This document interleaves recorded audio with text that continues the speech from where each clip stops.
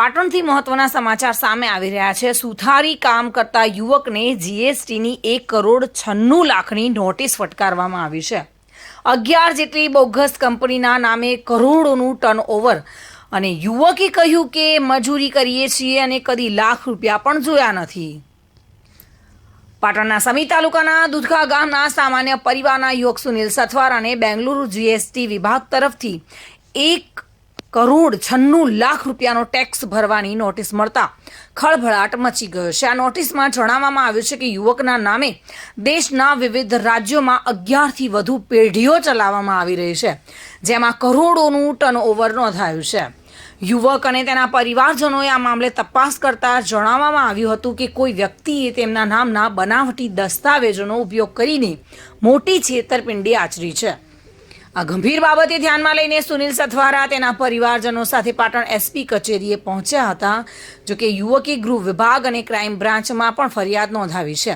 તેણે માંગ કરી છે કે આ પ્રકારની ઓળખ ચોરી અને છેતરપિંડીને રોકવા માટે તાત્કાલિક પગલાં લેવામાં આવે, જેથી અન્ય કોઈ નાગરિક આવી છેતરપિંડીનો ભોગ ન બને। આ કેસ દર્શાવે છે કે કેવી રીતે સાયબર ગુનેગારો સામાન્ય નાગરિકોની ઓળખનો દુરુપયોગ કરીને મોટી આર્થિક ગેરરીતિ આચરી શકે છે। જો કે આ અંગે ભોગ બનનારા યુવકના સગાએ પણ જણાવ્યું હતું કે સુનિલ ભત્રીજો થાય છે અને જે અમદાવાદમાં સુથારી કામ કરીને જીવન જીવે છે। જો કે 1,96 લાખનો ટેક્સ ભરવાનો હોવાનું જણાવવામાં આવ્યું છે।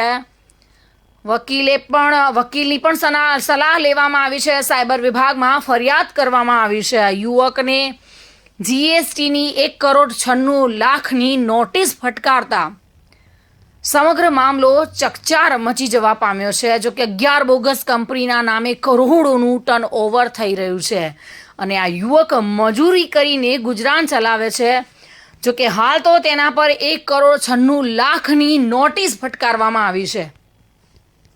હવે અમારે ભત્રીજો સુનિલ કુમાર બચુભાઈ સથવારા છે અને એની સાથે કંઈક છેતરપિંડી થઈ છે અને અમે જોયું તો કર્ણાટકના બેંગ્લોરથી કંઈક નોટિસ આવી છે 1,96 લાખ રૂપિયાનો ટેક્સ ભરવાનો। હવે આવડી મોટી નોટિસ આવી એટલે અમે જોયું અને વકીલની સલાહ લીધી કે ભાઈ આ શું છે અમારા માટે। હવે અમે તો નાના માણસો મજૂરી કરીને જીવનારા છીએ અને અમારા સુનિલ છે એ સુધારી કામ કરીને જીવન જીવે અમદાવાદમાં। હવે એની સાથે કોઈ કાગળોની પેલી કરી અને કોઈએ બનાવટ કરી અને ફ્રોડ કરી અને બનાવટી કાગળો બનાવીને જુદી જુદી કંપનીઓ બનાવેલી છે કંઈક, અને 11 જેટલી કંપનીઓ કંઈક કાર્યરત બોલે છે અને અલગ અલગ સ્ટેટમાં મણિપુર, મહારાષ્ટ્રમાં છે, કંઈક ઉત્તર પ્રદેશમાં છે, તમિલનાડુમાં છે, ત્રિપુરામાં કંઈક આવે છે સરનામું। એટલે આવી બધી જુદી જુદી 11 કંપનીઓના કંઈક લેખ આવે છે, ઉલ્લેખ આવે છે અને કંઈક 100 કરોડ જેવું ટર્નઓવર હોય એવું વકીલના કહેવા મુજબ અમને જાણવા મળ્યું। એટલે આટલું બધું તો અમે તો હવે મજૂરિયા માણસો હવે આવું કંઈ અંગ્રેજીમાં નોટિસ એટલે અમે બહુ સમજી પણ ના શકીએ। એટલે અમે તરત જ વકીલનો સંપર્ક કર્યો અને વકીલે તરત કીધું કે ભાઈ તમે ગૃહ વિભાગમાં જાણ કરો જલ્દી, અને આ બધું પછી અમે ગૃહ વિભાગ ગુજરાત સરકારને જાણ કરી અમારા, અને સારી રીતે અમને સાંભળ્યા અને કીધું કે આનો ખુલાસો થઈ જશે અને આનું જે તે કંઈ હશે એ પકડાઈ જશે। અને પછી ત્યાંથી સાયબર ક્રાઇમમાં ગયા તો ક્રાઇમમાં મેડમે અમને બહુ સાંભળ્યા, અમારી અરજી પણ લીધી અને યોગ્ય પગલાં ઘટતા કરી આપશે।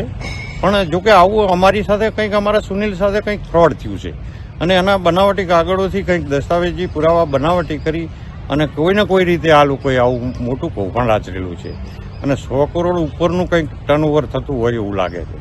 આવું જાણવામાં અમને આવ્યું એટલે અમે તરત જ કાયદાકીય રીતે જાણ કરી દીધી અને અમે તો ગામડાના માણસો, ગરીબ માણસો, હવે અમે મજૂરી કરીને જીવીએ ને આવું તો કાંઈ અમારા અને બીજા કોઈના જોડે આવું થાય કે અમારા જોડે આવું થયું બીજા કોઈના જોડે થાય તો એ મુસીબત થઈ જાય એમ દરેક માટે। એટલે આવી વસ્તુ અમે તરત જ જાણ કરી દીધી અને આ એકદમ ખૂબ ફ્રોડ છે મોટું, અને જે કરવાવાળા છે એમને સત્વરે કોઈને કોઈ રીતે જબે કરી લેવા જોઈએ, નહીતર બીજા કોઈ પણ માણસો પણ આવી રીતે ફસાઈ શકે। તાલુકો સમી છે, ગામ મારું દુધકા છે। મારે ગામડે એક ટપાલથી મારે નોટિસ આવી છે બેંગ્લોરથી। એમાં મેં નોટિસ ખોલી તાણે મારે ઇન્કમ ટેક્સ મારે 1,96 લાખ રૂપિયા મારે ટેક્સ ભરવાનો આવ્યો છે। ઓકે, મારા ખોટા પુરાવા કરીને મારા નામે 11 પેઢી ચાલુ કરી છે। સંખ્યા કર્ણાટક, તમિલનાડુ, કર્ણાટકને જે 11 પેઢી મારા નામે ચાલુ કરી છે।